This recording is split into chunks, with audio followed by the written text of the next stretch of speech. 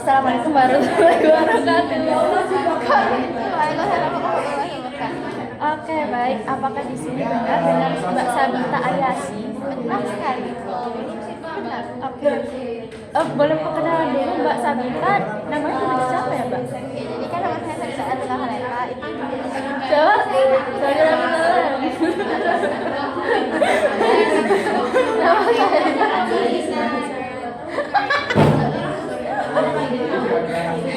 Mbaknya ini suka ketawa ya.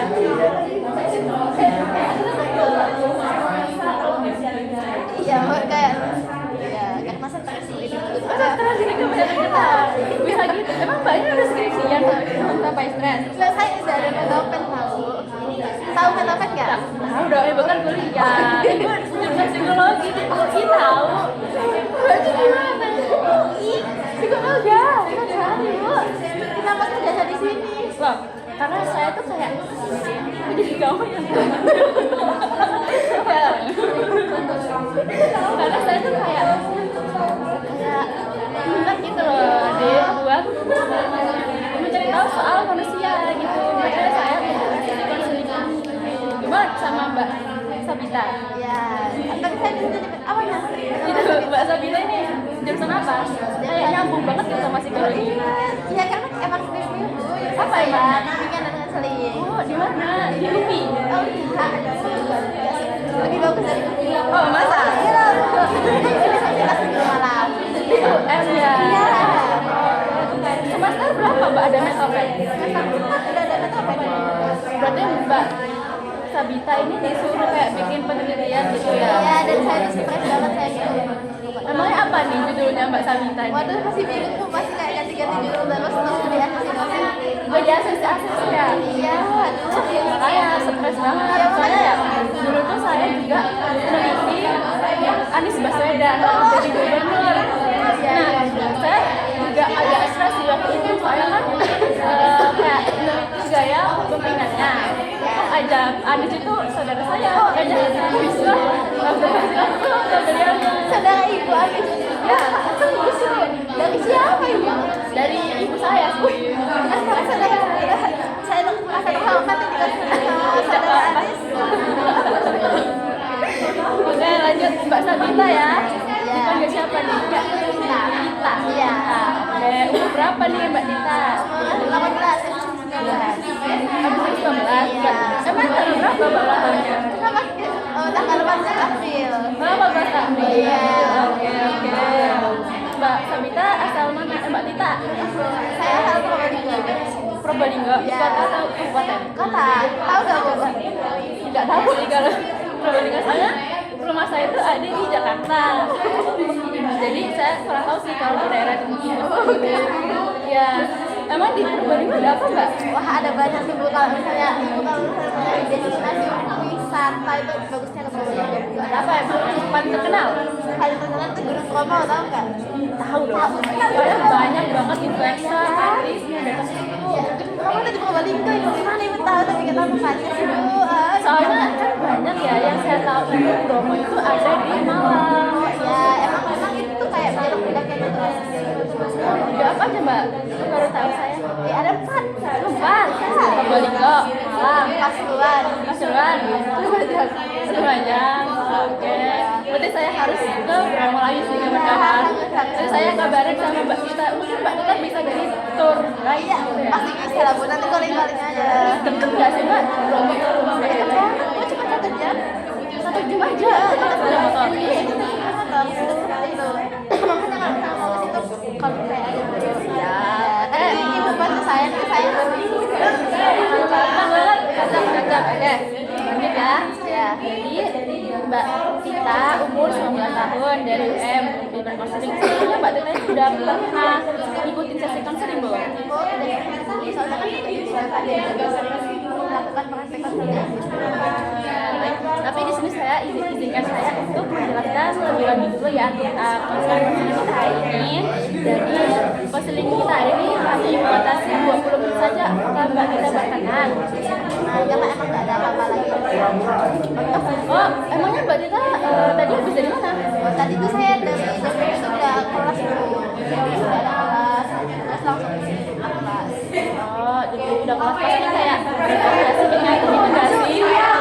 ngantuk juga udah sih kan karena mau konseling kan saya expect udah kan punya masalah jadi udah Bagus. Nah, oke lanjut lagi. Jadi di sini juga ada akses bacaan. Tapi nggak perlu takut kalau masalah Mbak Tita ini bakal tersebar luas karena kita hanya membahas masalah Mbak Tita hanya di konseling hari ini saja. Apakah dapat dipahami? bisa Juga saat saya mengajukan beberapa pertanyaan kepada Mbak Tita, juga saya harap Mbak Tita bisa terbuka. Jadi bisa menceritakan lebih dalam lagi yang sebenarnya atau misalnya kepada saya. Apakah dapat dipahami? Ya. Terus juga di sini saya ingin untuk mencatat, untuk membawa buku untuk mencatat apa saja poin-poin penting yang telah Mbak Tita katakan yang akan Nah, jadi apa sih yang apa sih tujuan Mbak Tita datang ke sini? tujuan saya datang ke sini itu cuma gimana ya, saya ingin tahu dulu apa sebenarnya masalah saya gitu. Kalau yang kita ada isu saya ngerasa itu tuh kayak kalau kita nggak ceritain kalau dia bisa sendiri agak berat. Jadi ada yang ingin tahu apa Berarti kayak ingin tahu asal penyebab masalah Mbak Tita sama ceritanya ya. Oke, baik. Apakah sebelumnya Mbak Tita itu udah nyaman hidupnya? Ya. Apakah perlu waktu sebentar?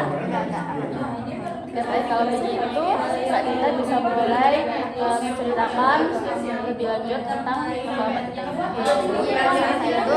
Jadi kan saya itu kan kuliah itu tiap hari sejak semua itu kan kalau misalnya kan saya kuliah itu 3 hari ya, cuma 3 hari dan 3 hari ini jam itu semua dan saya itu kan kalau misalnya tidur itu makan saya itu tidurnya kan biasanya kayak jam 1 di 2 gitu. Jadi kalau misalnya buat bangun jam sebelum jam 7 buat mandi itu kayak pas banget gitu. Jadi itu di kuliah itu kamu sih ya? Kayaknya stres banget gitu ya. Ya setelah saya sebut karena saya itu juga kan saya itu selain bolos ya kan selain bolos dan jatah bolos itu kan cuma ada 3 kali ya Setiap mata kuliah ya. iya setiap kuliah itu ada 3 kali dan saya itu sudah memenuhi 3 kali itu karena saya tuh malas banget buat bangun pagi ya apa ya saya tuh pikir kalau misalnya bangun pagi tuh kayak malas banget gitu loh kan pagi-pagi tuh enaknya tidur gitu kan apalagi masih dingin gitu. Terus kita harus bangun harus siap-siap harus mandi itu saya harus bangun dulu itu gimana ya saya juga sebenarnya tidak mau kayak tapi nggak bisa saya sebenarnya tuh kayak saya tuh hari ini bilang besok itu harus bisa nih bangun sebelum jam 7 terus mandi siap bangun kuliah tapi waktu kejadiannya langsung saya tidak bisa saya tuh pasti itu udah kayak jam 7 udahlah absen izin terus diulang lagi di hari yang berikutnya ya udah jadi benar-benar males banget bangun pagi dan akhirnya jauh ke jatah absen saya itu. Oke, baik. Berarti Mbak Sabita ini kayak bukan gitu ya untuk mengikuti kelas waktu di pagi hari. Bagaimana jika kelas itu tidak dimulai pada pukul jam 7 pagi? Apakah masih ada rasa malas? Tergantung kalau misalnya kelas jam 9 itu saya masih malas karena kan masih pagi tuh. Tapi kalau misalnya itu udah sekitar jam 12 biasanya itu enggak malas soalnya ya emang udah gak dingin lagi kan saya itu juga udah gak malas lah buat mandi. Tapi kalau misalnya masih pagi sekitaran jam 10 sampai jam 11 itu jujur saya malas. Oke, berarti yang saya tangkap itu di sini Mbak Tita berat untuk mengikuti kelas tadi karena masih ngantuk tuh ya. Yang saya dengar tadi juga Mbak Tita ada berkata kalau misalnya malamnya itu kayak begadang gitu. Iya, selalu begadang. Selalu begadang. Emang apa yang dilakukan Mbak Tita waktu begadang itu? Ya scroll aja terus magang sama saya. Jadi tiap hari itu saya tuh pasti magang sama teman-teman saya. Terus juga kan teman saya itu sekarang itu kan dia tuh dari di Karantina. Jadinya dia tuh kan selalu ada waktu buat main kan. Jadinya ketemu sama saya tuh sampai pagi. Sekarang kan Mbak Tita udah semester 4 ya.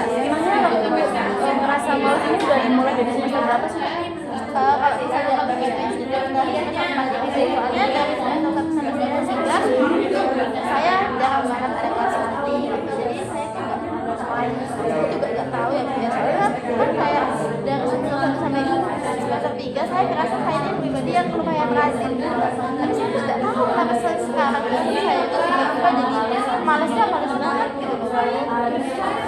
Nah, jadi Mbak Tita ini mulai malasnya waktu semester 4 karena banyaknya kelas lagi ya.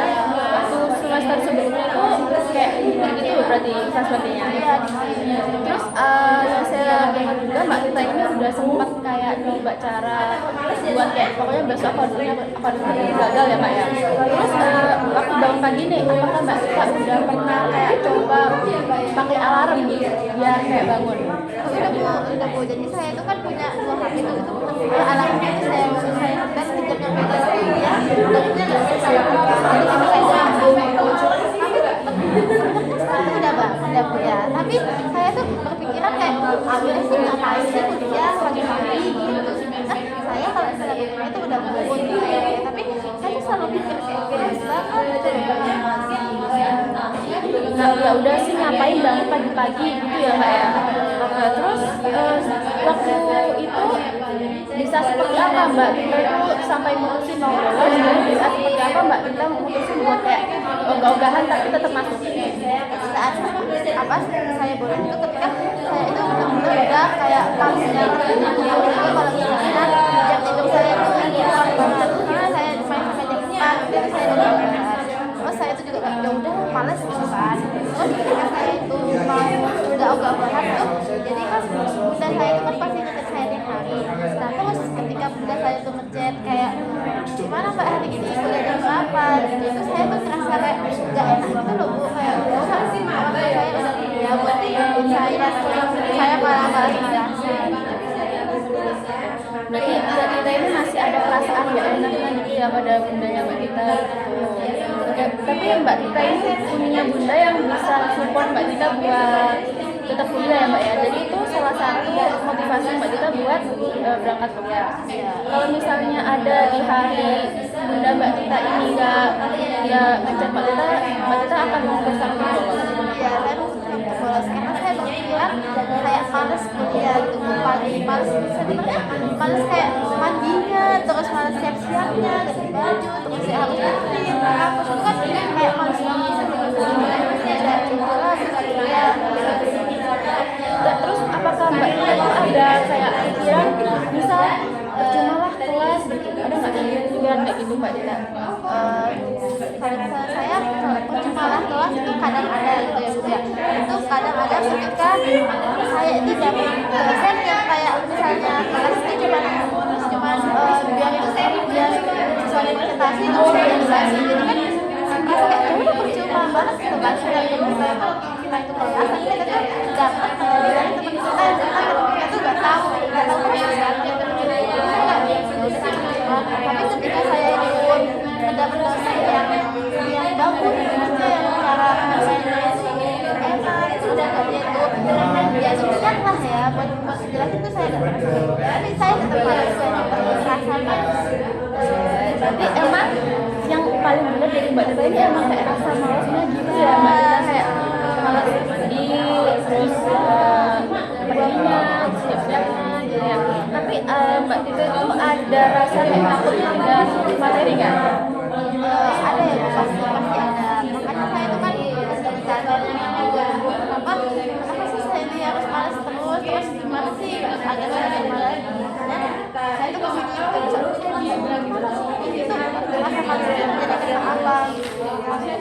Ya, berarti masih ada rasa takut buat ketinggalan materi. Nah, misal di saat Mbak Tita ketinggalan materi, apakah Mbak Tita ada kayak merasa bakal ketinggalan gitu sama yang lain, kayak ketinggalan pelajaran yang akan membuat misal satu ujian nanti yang Mbak Tita tuh lebih mudah gitu dari teman-teman yang lain? Iya pasti ya Bu ya, soalnya kalau saya lebih tinggal itu kan ada tinggal online ya tapi kadang tuh saya bilang saya tuh kayak berasumsi kayak ya udah sih ngapain sih, kayak ya udah paling ketinggalan dikit doang bisa dicoba lebih penting malah saya gitu Bu daripada rasa saya Lebih pentingin rasa malasnya gitu ya Mbak ya. Tapi Mbak Tita masih ada ngerasa takut tertinggal gitu, tapi Mbak Tita tuh ada itu nggak sih kayak prinsip gitu, kayak buat pokoknya aku tuh harus lulus berapa semester gitu, padahal kan Mbak Tina tuh sekarang kayak lagi kayak males banget gitu buat kuliah. Iya, ada saya tuh yang lulus nggak pikir setengah semester sih, tapi saya lulus 4 semester. Yang penting kayak tepat waktu gitu ya Mbak. Ya, yang belajarnya akhirnya saya biar nggak terlalu stres juga sama terus saya itu juga sadar ya, karena saya itu akhirnya malesan gitu. Jadi kalau misalnya makin kayak belajar seperti ini saya itu tapi malah pikiran ya semakin kayak Terus ada nggak sih Mbak Tina tuh kayak merasa gagal buat jadi seorang mahasiswa karena kayak suka bolos? jujur saya merasa kayak soalnya tuh kayak gimana ya, udah kan seperti yang saya bilang di awal, karena saya itu sudah kayak melahirkan jatah bolos saya itu. Jadi kan jatah bolos itu ada S2, dan saya tuh benar-benar melahirkan itu loh. Tapi saya sekarang tuh nggak masuknya 5 kali, jadi kan udah jauh banget dari kesepakatan. Saya tuh merasa gagal banget gitu loh buat jadi mahasiswa. Kan saya sekarang juga sedih gitu, kayak sedih. Kenapa sih saya kayak gini? Kenapa sih saya tuh enggak? Tapi masalahnya ketika saya di hari ini, ketika saya di hari harus di mana saya adalah saya suka sama saya. Tapi ya, apakah ada orang yang berkata langsung gitu kepada Mbak Tina kalau Mbak Tina tuh mahasiswa yang gagal, orang gagal gitu? Kalau misalnya berkata langsung enggak sih, tapi kayak kalau gitu ke temannya saya. Ada Mbak.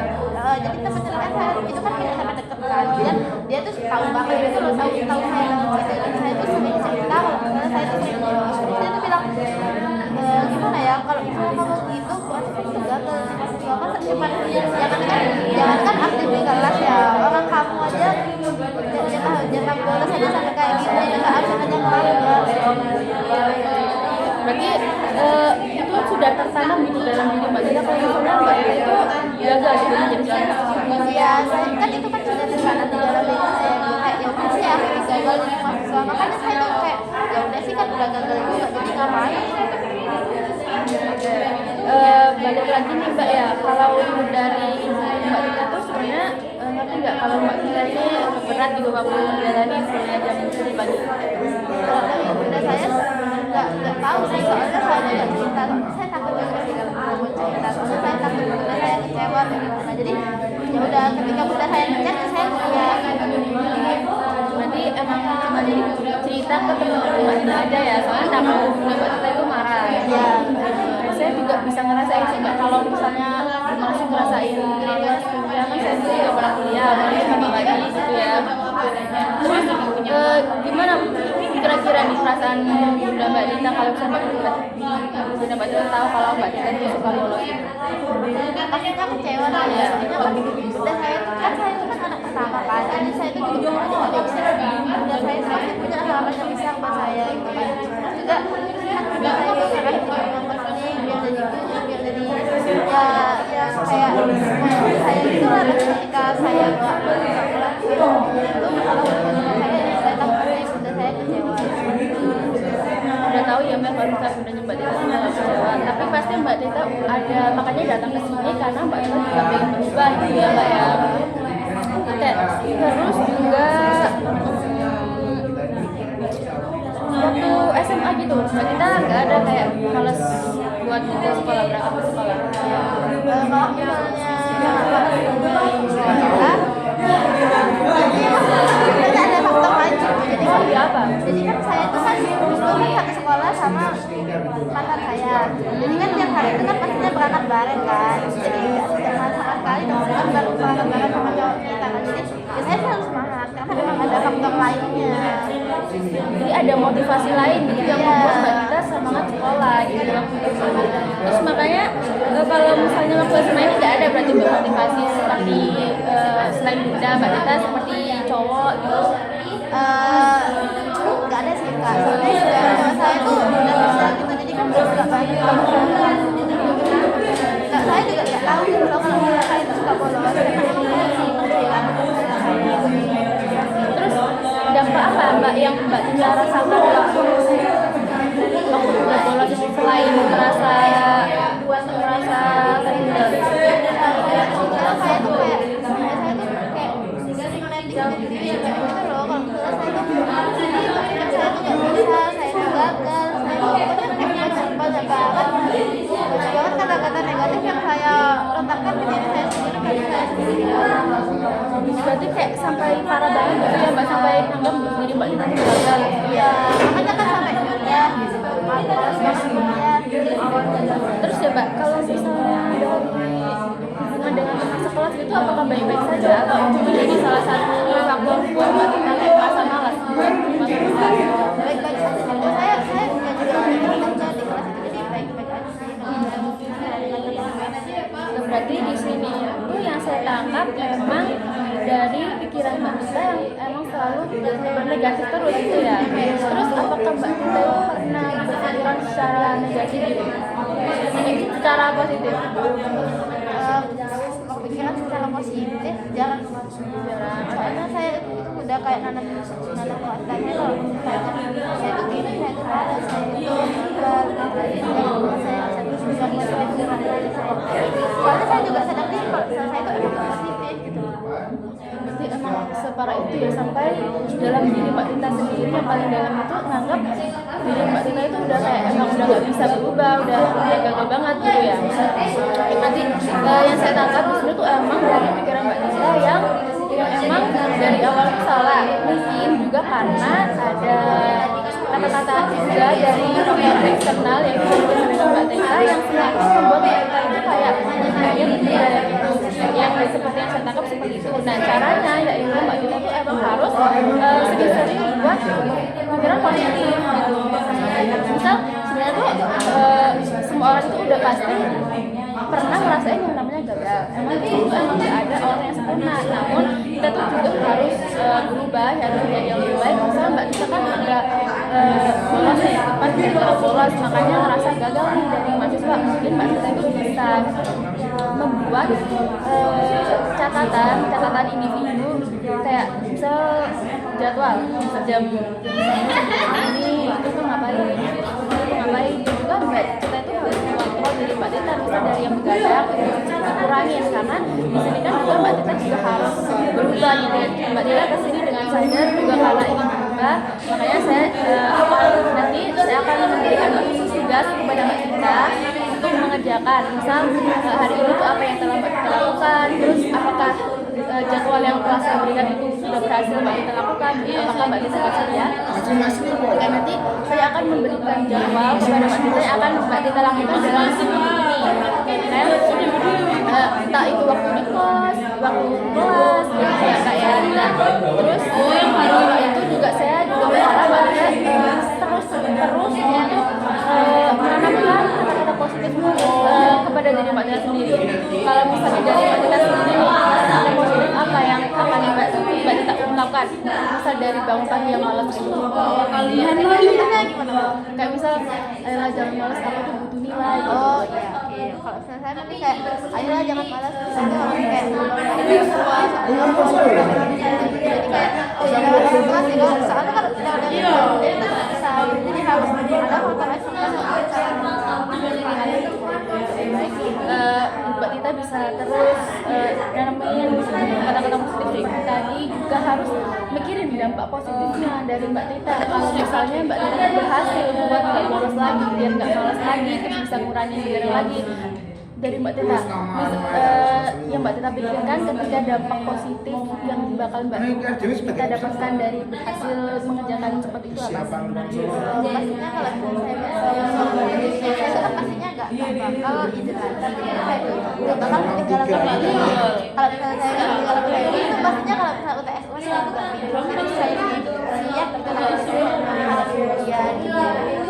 Selain itu juga pasti kalau misalnya nilai kehadiran kita juga berpengaruh ya Mbak ya terhadap nanti waktu diakumulasikan ketika akan akhir semester. Nah itu juga pasti berpengaruh terhadap aturan yang Mbak Tita atur di diri Mbak Tita yang katanya mau 4 semester harus lulus tepat waktu gitu kan. Nah kalau misalnya 1 semester aja udah nggak lulus gara-gara bolos, itu kan pasti otomatis bakal nambah semester lain kan, sudah 4 semester ya, itu juga satu dampaknya. Jadi saya mau kita bakal menangin kata-kata masih gitu tuh mbak, itu kayaknya jadi banget ya. Kita bisa kayak Tuhan gitu kok. Akhirnya saya tuh bisa mengenalkan caranya saya terlihat itu lagi. Karena saya tuh menanamkan ya kata-kata positif tadi itu di dalam diri saya. Saya benar tuh emang bingung gitu. baik. Oke, kalau begitu setelah yang saya sebutkan tadi apa nih yang mbak kita dapetin dari maksudnya? Yang itu banyak banget ya. Karena kayak kita itu harus bukan banyak pikiran negatif yang bikin kita malas berikut gitu kan. Kita juga harus kalau misalnya kalau sesuatu itu juga harus dipikir nanti itu dapatnya gimana gitu kan Bu. Terus ya pelajaran Ya baik, karena tadi saya juga udah bilang kalau bakal ngasih jadwal buat mbak kita yang lakuin itu sebagai homework yang akan mbak kita lakuin di pos ataupun di kelas gitu. Terus juga hasilnya akan kita bahas di sesi counseling kedua. Oke, kita bisa tetapkan sesi counseling kedua yang sekiranya kita free. kalau di hari dan jam yang sama gimana?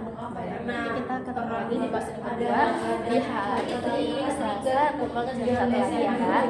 Siap Bu, terima kasih banyak ya. Karena waktunya juga sudah lumayan di kelas, maka konsultasi bisa dulu. Gimana nih kelas depan kita nih setelah counseling? Terharu dan lega ya Bu ya. Karena saya tuh benar bingung selama ini tuh gimana caranya dan barusan ini saya tuh menemukan gimana caranya agar saya tuh bisa berubah. Jadi saya senang lega dan terharu. Baik, semoga nanti bulan sampai di lancar, empat banget juga guys, semoga juga nggak malas-malas lagi. Amin, ya, amin. selalu nerapin kata-kata positif terus ya. Dan itu sesi konsultasi dari saya tutup. Terima kasih banyak sudah menonton. Terima kasih banyak ya Bu ya. Makasih ya Bu. Berapa menit itu? 20 tuh.